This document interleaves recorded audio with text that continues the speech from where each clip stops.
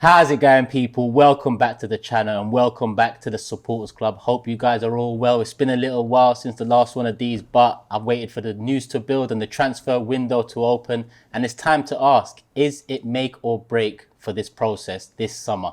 And I asked that because last season there was still a lot of division amongst the fan base in terms of expectations compared to reality, whether finishing fifth was a good season or a terrible season. I want to know whether we are finally aligned moving into next season that top four is necessary for this process to really start going bang, like Arteta said. I'm with a few of the regulars. I'll start opposite me, the legend Chris Hudson. What are you saying, Chris?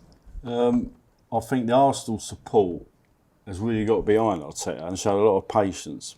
But I don't think they want to be let down this summer. Yeah. Because I think it'll be a bit of a slap in the face. Yeah. So it's important, whether it's Gabriel Jesus, Tillemans, whoever, they get the deals done and they get them done in time for the American tour. So for once, when we kick off in August, we're ready. Ready, yeah. Not easy, Willie. Do you understand? I want to be ready for August. Chris, I'll ask you a question because I ask everyone this and no one can give me an answer. When was the last time Arsenal went into a season ready? I can tell you now, 1998. Yeah, I thought it would be that far back. I'll tell you why. Because that summer, that was Wenger's first summer, he turned up with Anelka, Overmars, Grimmondi, and Petit, and he signed them all in the summer. So when the season started, and if you really want me to be flash, the last time before that was 1991, when Graham had Limpar, Linegan and Seaman. And what happened at the end of both those seasons? We won the league. I'm going to come back to you on that. I just want to introduce Curtis and Jordan as well. Curtis, first time on Supporters Club for a little while, man. Welcome back. You good? Yeah, glad to be here, man. See you lot been, talking. You know what? What he said in that interview all those years ago, it's still kind of relevant now, isn't it? I feel to just point at the camera and you, Tim Payton, You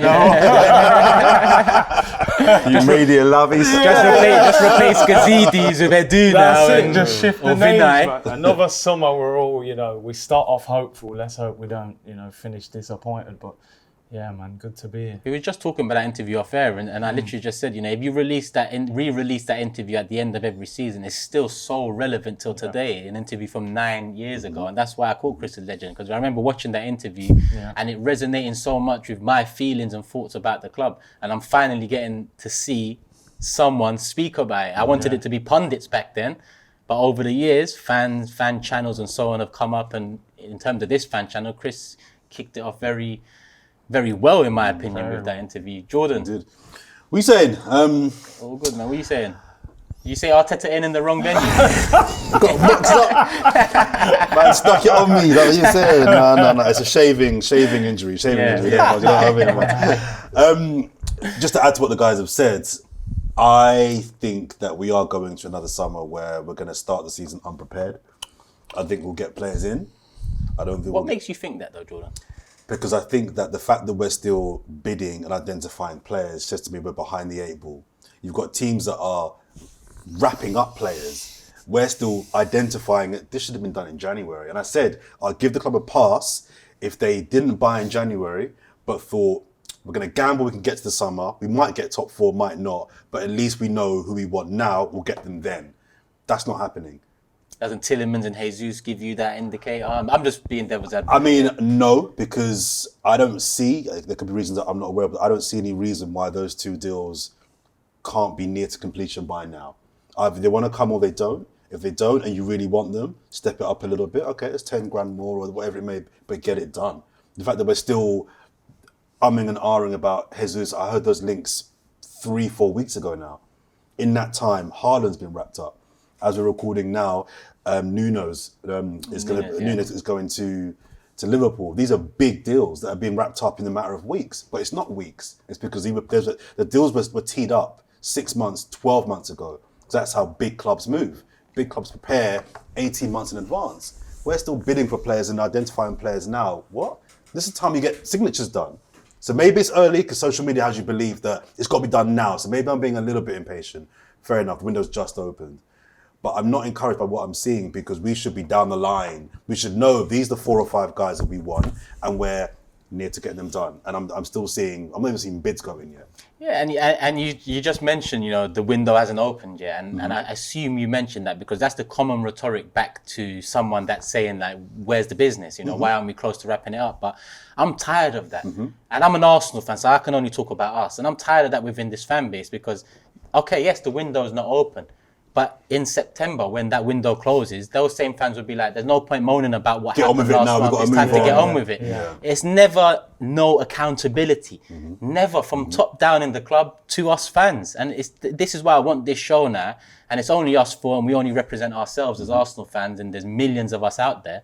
But surely going into next season, whatever we do in the summer, and to you it started off a bit meaty, let's say nervy, whatever we do this summer, surely for them, the people that have thrown this process at us, surely for them, this season now is top 4 or bust, Chris. Or Europa League. Or win the Europa League. I guess that would, get us to I've been very patient, I would say, but then a lot of Arsenal fans have shown great patience. But as I said, I don't think that patience will last forever. Do you think Europa League, a win in the Europa League, justifies another poor season in the league, though? Because I asked that. Because, getting back, when Arteta came in, the task was, rebuild, get us back into Champions League. But I think we all assumed that would... But it all depends on the size of our squad and how good it is. His squad's got to be good enough for the league and Europe. Yeah, and that's why this summer's so massive. Yeah, so, you know what I mean? Define a poor domestic season. Another puff would be out of the top 4 again. So if we finish 5th but won the Europa League, you're asking, is that a good? Should they get a pass for that? I guess 5th in the Europa League win is touching the line football, isn't it? Because Champions League football comes back, you get the money with that, and then hopefully another a big summer next season. But it isn't the league a bigger indicator to progress than winning a cup competition is my question, because you can win the Europa League, finish 5th, and the next season get knocked out in the Champions League at the group stage and finish 7th. Whereas the league kind of indicates a bit. The thing is, though, next season is going to be a little bit strange because of the World Cup. Yeah, I think that's going to have a massive impact. When the football resumes out the World Cup in January, it's going to be, these players have got to come back off an international tournament. And they've got to hit the ground. I think you're going to see some pretty odd results next season. Yeah, that's another little. Yeah, but then that's going to affect everyone, except Man City with Haaland. He won't be there. But I think it's a good point you make, because that has to be factored into what business you do this summer. I reckon it was part of the reasons why City thought, let's get him this summer, because he's not going to the World Cup, so he can just bang all year, and do you know what I mean? He can come back after the World Cup, having not played in it. Rest and recuperated. That played a role. Yeah. So who we sign this summer, I think, is relevant to if we're going to get Gabriel Jesus. We have to factor in he's probably going to be at the World Cup. Yeah, that may be a pro or a con, but these are things that clubs that I think are proper are considering. So, Curtis, in the last couple of weeks before the window opened, Jesus and Tielemans have been the main targets, apparently. Fabrizio Romano's confirmed they're top of the list. Yeah. How's that for a start for you in terms of this transfer window? I think for me it would be a good start. I think where my issue is will the window go any higher after those two? I probably doubt that. I think they will be the 2 big signings of the summer, and everything else will be will get cover at left back, a couple of squad players, 1 or 2 come back from loan. I'm wondering if it's slowed down, because if we were talking to them weeks ago, maybe we were saying, look, it looks like we're going to get Champions League. All of a sudden, you fall into the Europa League. Jesus might be saying, my agent's saying I've got this, you're going to have to give me 2 weeks. I kind of feel like that's why it's testing slow. The waters. Yeah, Maybe. I think we were planning with Champions League football, and I think players have probably said, we'll get back to you, we'll see what our options are a little bit. But in terms of all this thing you're saying about the window opening, listen, clubs get deals done weeks and months before the window even opens. So I don't buy into that whole thing that, we need to wait all summer. And you can get your business done early if you're serious enough. If you identify the player you want, like you were saying, you can get them done. For me, Jesus should have been through the door now if you really wanted him. But then you wonder, do these players really want to come to Arsenal? Sometimes I think it's the circumstances will make... Look at Nunes. Nunes going to Liverpool. We were talking about him months ago coming to Arsenal. Liverpool come in, Champions League clock, done, deal's done quickly. Again, I need to interject there because again, a common rhetoric back from fellow Arsenal fans when I mentioned January and mentioned where was the plan B and plan C and so on, was we don't want to panic. Yeah. You know, we don't want to panic. A lot of fans did say, what about a Nunes? We don't want to panic. But then come this summer, we go for a completely different profile of striker to Vlahovic. If we was after Vlahovic in January and we didn't want to panic by buying a plan B, then surely the profile of striker we bring in the summer would be along those lines, or has it changed in 4 months? Or even Tony. Tony was another one linked. I don't understand why we're not still sniffing around him. I think we're the only two on the planet that really think we should be going for Tony. I think he's decent. Would you go for him? Yeah. He's better than what we've got. I wonder, everything at Arsenal. I would take him. Would you go for him? Yeah, no, I would take him. Okay, because there's an intent behind. As an option, definitely. He's an option. I have my doubts about him off the pitch. What's the difference between him and Dominic Calvert-Lewin? Dominic Calvert-Lewin's injured more. Yeah. Same style. It is. I like him. I wouldn't want him as our main summer transfer get. I think as a number 2 striker, I've always been clear that our number 2 is our second option. I think he's a brilliant option. I think he's physical, holds a play up, he can head, takes pens. That's important with his record as well. I think as a number 2, he'd be my guy. But Ornstein has also confirmed. Someone asked him on The Athletic whether we are still in for 2 strikers this summer, because a lot of us assume 2 strikers is a necessity. Ornstein pretty much confirms that as far as he knows, I quote, Jesus and Eddie Nketiah is the plan. So Eddie will end up being our second. So we can talk about Calvert-Lewin, Tony, which isn't so bad if we're going to get Gnabry. Because if we're going to get 2 forwards, need a wide player. Then a wide player, but wide player that can get goals. Yes. If you get Gnabry, I'm confident on a bad season, he bags you 10.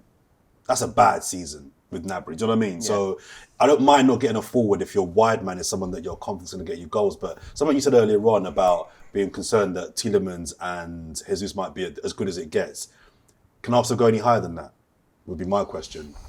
Listen, I think if different people were running the club or different people were in charge in certain positions, I think you can go higher than that. So you're in charge. Who would you get that is better than those? I mean, listen, I'm not saying I've got names there, but I'm saying we've signed players like Aubameyang, we've signed Partey, who I would put above Jesus and Tielemans, and we've seen even United, they got Pogba and players like that when they was in the Europa League. But I just think the way we handle our business and Edu and them guys negotiating, I don't think we can get higher.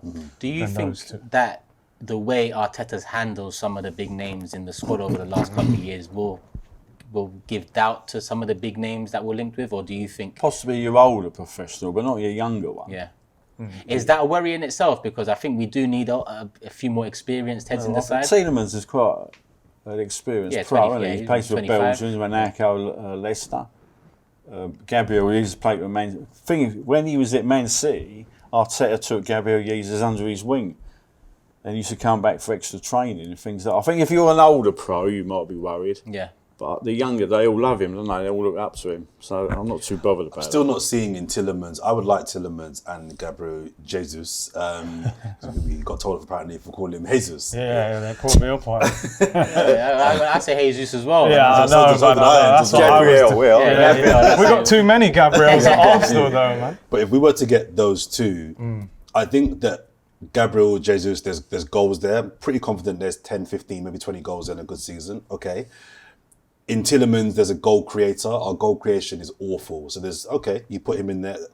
But I don't see leaders. For as long as they've been playing football at senior Man City and Belgium and Leicester, they're not 2 players that I look at and think they're going to drag Saka and the younger players through the tough times. I don't think they're in that bracket. There's something about Tielemans that I can see that coming in the next couple of years if he develops the way I assume. Now. I think about Shevchenko. We do. I think he'd do that. Do? Shevchenko from Man City. Zinchenko, yeah. Same. I don't see him as a senior leader. Do you know what I mean? He's a good player and he's been around for a few years. You mean someone that walks through the door and commands respect before even speaking? Right. There's not many. Do you know what I mean? There's not many of them about. That's the problem. I can't think off the top of my head I just really think. I'm not sure does Arteta even want someone like that? That's what's more worrying. You know? That's does what's he more want concerning. someone like that? Because that might turn the dressing room up a little bit. Yeah. We're not going to get top 4 unless you have that. Sorry, we're not going to get top 4 unless he has 2 or 3 Milners, Fernandinhos, senior pros that are not only good players, but when stuff's going wrong, you can look at, okay, we're 1-0 down, but come, do you know what I mean? I don't see that in any of these guys. I think realistically, next year, Odegaard will be our captain. Probably. And Odegaard ain't that guy, is he? He's not going to grab you by the neck and say, he's a nice guy. He's a nice guy, isn't it? But, you know, the nice guys win the big prizes. That's why it's such a shame about Tierney's injury record, because he was by far the candidate for that captaincy. If it wasn't, that you missed so much of the season. Because behind him, I agree with you, Odegaard doesn't seem like the one to challenge, the one to really kick up a fuss if it's not going well. But at the same time, on the pitch, he is actually one of our leaders. He talks, he demands of others, he presses well. But the thing for me is not even necessarily about who our captain is. It's more about the top teams have a captain in name, but then they've got 3 or 4 others as well. Fernandinho is a captain, but you can look at De Bruyne as a senior figure now. I know Aguero's left out. Aguero, Silva, there were 4 or 5 captains on the... We can't even get a captain in name, let alone 4 or 5 senior figures around that captain. Do you know what I mean? So even if whether Odegaard's captain or not, for me, it's not really relevant. It's about when he's not playing, then what happens then? We've got no one at all to lead this team. And that's what I think we should be looking at, as well as talented players this year. Figures that actually, when it goes wrong in February and March, we go on a dip, because we all have a dip. We've got those figures that can be like, all right, don't panic. We've lost a couple of games, but don't panic. We've got no one like that. And that for me is just as concerning as the lacking quality in certain areas. Even the experienced players like Xhaka. They're not leaders, are they? Not good leaders. Yeah, well, he's one of the players that have kind of put us in it. He's the problem. And a little footnote to the transfer market. I like to point out we've not sold anyone yet either, which is just as important. We struggle to sell our players. That's a good point. Why? Yeah. Because you're right, because you've already mentioned the incoming, so surely Leno should be closely linked to somebody by now. Because we know after him, Bellerin, they want us to cancel the contract. Guendouzi, Torreira. I don't want to see them back. If he's not in these plans, sell him. Yeah, well, Guendouzi, I believe Guendouzi's deal's been triggered already. 11 million euros. I think that was triggered because he reached a certain amount of games from Marseille. But then when I see him out playing for France, I look at it and I'm just like, 11 million next euros. to Tchouameni, who's just about to sign for Real for 80 mil, and I'm just looking at it like, oh, you know, this Guendouzi turns into a good player. We might look back at this time and look at Arteta a different way. There's a sell-on clause in that deal. Surely you'd put a 15-20% sell-on clause. It's Arsenal, I doubt it. Probably not, isn't it? Probably not. Lucky to get 11 million. But on the other hand, I look at that France team, and on a bit of a positive, I see Saliba, who recently confirmed he's staying at the club. Now, I'm hesitant to be overexcited about that, because on one hand, I'm excited to see him. I'm excited he's here. I'm excited we're going to see him next season, and he's talented. He's a talented individual. The reason I'm hesitant to really put my chest out about it is because if he goes into his last 2 years of his contract, then I'm already nervous, because Arsenal are not winning the league next year, and we're not winning the league in 23-24 either. So I'm thinking about 3-4 years ahead, and we've got a few players, Saka, Martinelli, Saliba, potentially going into their last 2 years. That's worrying, And for those 3 youngsters who are, you know, we dream of them being the cornerstone of this club moving forward into the next 5 years. The club need to start getting it right now. Agree. Otherwise, we're going to be fixing the problems created now in 4 years. This conversation we're having, we could have had this conversation any summer in the last 20 years. 100%, yeah. And that is quite depressing. The Saka one's important as well, because as well as we need incomings and outgoings, locking down Saka I think is key, because I'm still not convinced, Turkish, that he starts next year for us. I'm not. I think he probably will, but I'm not convinced. I'm not convinced that he's an Arsenal player next year. I think he'll be here next year. I'm not. If I'm a top club around Europe, I'm thinking, With Grealish, I can't see who's if Man going City for paid 100 million to Grealish, and he's how old's he? He's 25. 25, yeah, 26. Then I'm looking at 250 million. What is that, Jamaican dollars? No, I'm serious. If Man City come knocking, I say, well, you're paying 100 million for an inconsistent player at 25. You want to, if you got to talk big money. The only problem is, I'll tend to agree with you in terms of Saka with 4 years on his contract is definitely worth over 100 million. But with 2 years left, a Man City, for example, could be like, here's 80 mil. Are you going to take it? Arsenal, no.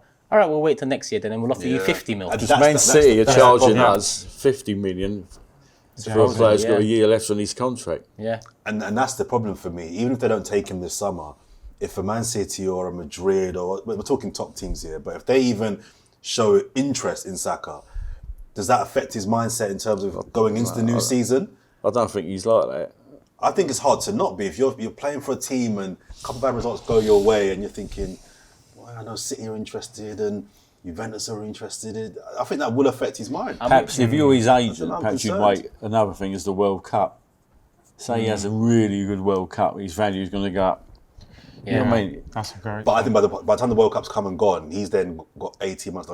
I think he can get a good deal regardless at that point. Well, basically, we've got to sign him up. I think we've got to sign him now. It's going to be hard And to it's not convince just him. Martinelli and Saliba are just as important to the future as Saka is. Saka's just been the most productive so far. We haven't seen Saliba yet. And there's players underneath, you know, like we're talking about, even there's players underneath, like your Floreses and your other kids, they need to be signed up as well. It's not just that, it's the lot coming behind.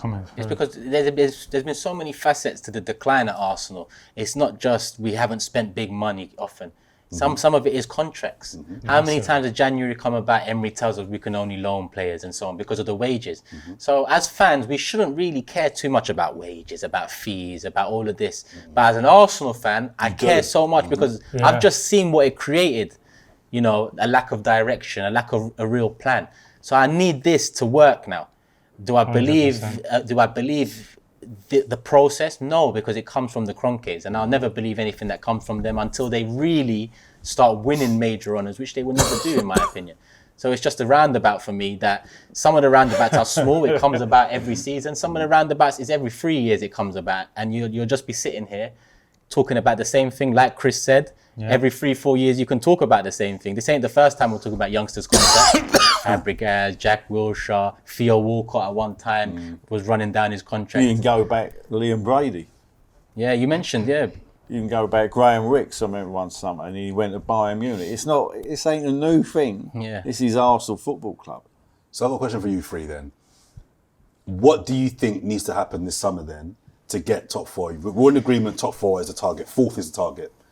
So what do Arsenal need to have to be able to have a chance? 'Cause I don't think we're getting top four regardless. So my aspirations are different. But I'm saying if top four is the target, how can we tool up Arteta to give him no excuses for not getting fourth? We got look when the transfer window shuts. You get up September the 1st, and you look at Arsenal's squad, and you got to say to yourself, come April or May next season, it's fit for purpose. Yeah, ready, like you said. You know, for me, I look at it, I need Arsenal to get some respect back on our name this summer.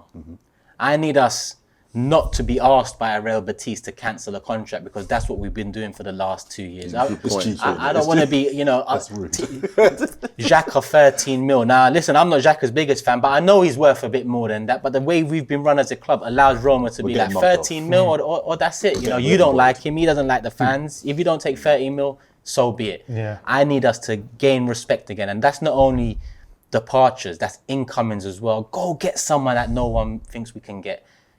Sell the players we can sell, Leno, Maitland-Niles and so on. I do think Arsenal, like when, I can't on to the days where we had David Dean, but I think we had much more, I think people seem to be taking the mick out of us these days. Because we allow it. Dean was well respected. Yeah, you didn't take on Arsenal because he, you know what I mean, put you in your place. Yeah, and he had links with the FA as well and UEFA. So he but now I think people are getting away with murder with us. But that's another whole argument. I need the respect back. Need the respect. I mean, for me, one positive I will take. I think if you look at Arsenal's starting 11 that played this season, it wasn't that far off. I think if you'd have put a top midfielder next to Partey and a top striker, we would have probably been in the top four. He was 2 points off it. We were 2 points off. You know, the striker situation, if Aubameyang would have stayed here and got the goals, we'd have probably got it. We didn't replace him and we know it. So, for me, I think we only probably need maybe 3 or 4 players to go into that starting 11. That's a lot. Maybe 3 to go into the 11. Is Saliba one of those? For me at the moment, I would say that he should be pushing Ben White out of the team. If I'm Saliba coming back to Arsenal right now, I'm saying the season I've just had in France, I'm in the French team, he played for them the other night. I'm saying I'm pushing Ben White out of this team. Now, he's not going to be perfect, he'll make mistakes, he's young, he hasn't played in the league. but Saliba should be coming here to play. So if you've got him at centre-back, you get a midfielder, you get a striker, you maybe get a Gnabry, but I don't see that deal happening, I hope. Yeah. And then you've got to bolster that squad because 5 substitutes, the World Cup, the Europa League. You're playing Man City, they're bringing on Gundogan, Mahrez, they're bringing on world beaters. We can't be bringing on a whole heap of youngsters, so you think we're just a top midfielder and a top forward away from competing for 4th? And bolster the squad. I don't see what more he can do than that with this board. And if you could get a Gnabry, but that's with these guys, I'm not sure. I go back to what Jordan said at the beginning. It's all good and well waiting with Tielemans because it doesn't seem like many clubs are in for him. Jesus, okay, over the weeks, Tottenham, Real Madrid, Chelsea, so on. There's been other links, but Gnabry, if there's a chance there, first week you could possibly do it, you go, because as the weeks go past, with a year left on his contract, that is a world-class player in his prime. Who knows the Arsenal. Who's got connections to us as well. One that speaks I'll about be in us. heaven if we brought him back. Oh, Yeah. That would. Serious player. he's a serious Yeah. player. He can play as a central striker as well, And you know what worries me?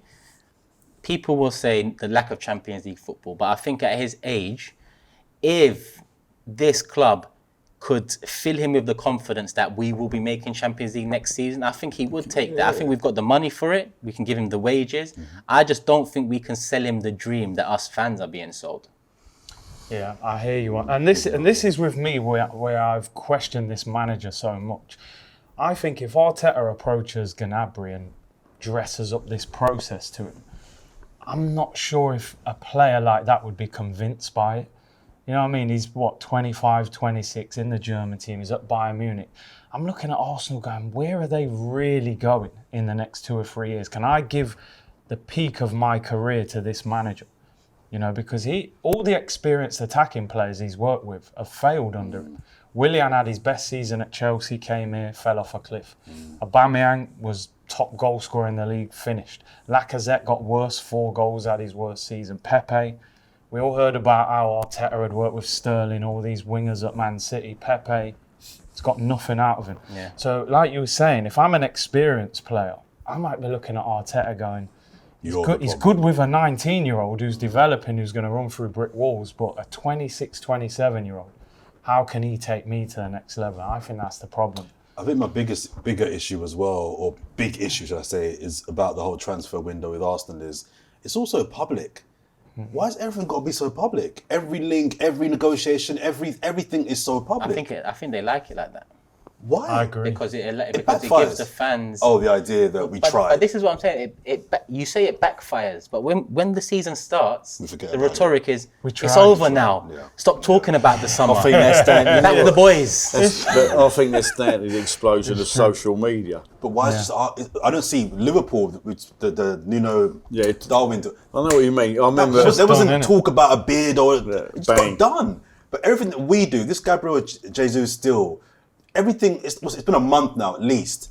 We're talking to him or the price that he wants more. I'm like, why is it all so public? Yeah, Romano tweeted the other day, negotiations with Tielemans is going to start next week, and I'm like, why doesn't it start yesterday? Yes, and I'm not blasting the reporters or because they're just doing their job. Yeah. But I'm saying, if you're Arsenal, why are you leaking out every element of every deal?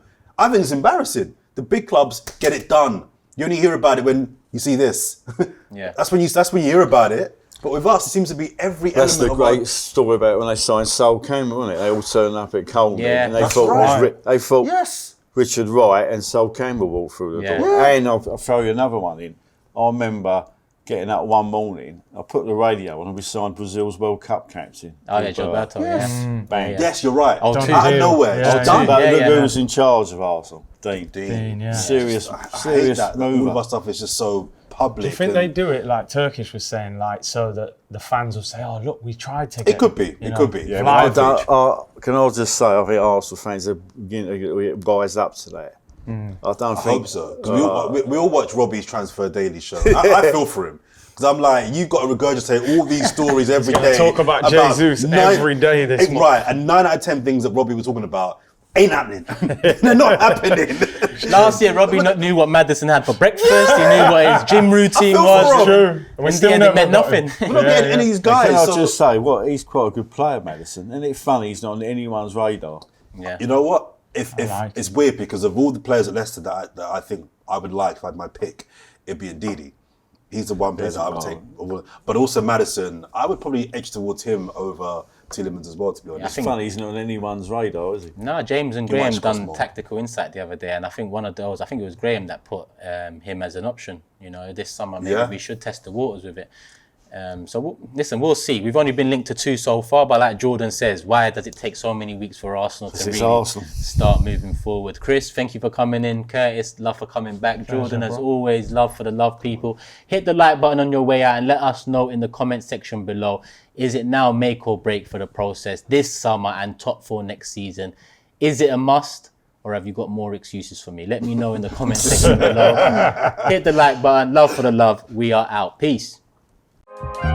Shop for AFTV merch at shop.aftv.co.uk. Subscribe to us on YouTube. Follow us on Instagram, Facebook, Twitter, TikTok, Snapchat, and Twitch. We've got content for every platform, so check it out.